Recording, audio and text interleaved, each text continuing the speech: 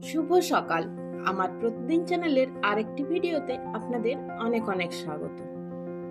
এই কয়েকদিন থেকে যেভাবে গরম পড়েছে তাতে করে খাবারের ইচ্ছের থেকে পান করার ইচ্ছেটাই বেশি।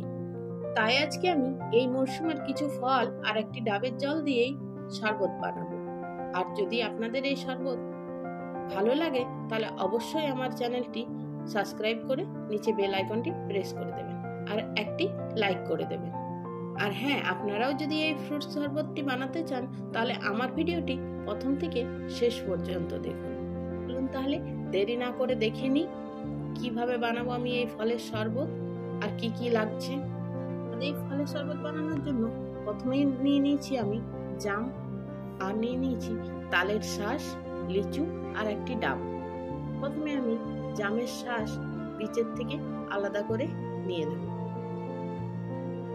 আমি লিচু বীজ আলাদা করে শাঁস ছাড়িয়ে নেব। এরপর আমি তালের শাঁস কুচি কুচি করে কেটে নেব।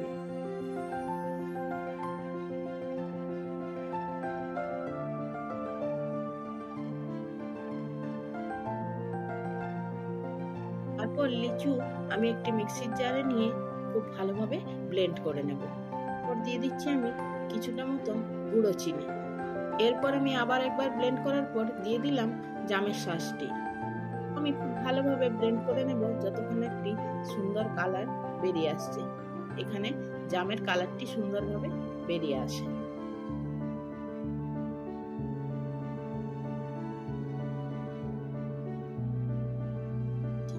এরপর ডাব কেটে আমি ডাবের জলটিও ওই জুসের মধ্যেই দিয়ে দিলাম।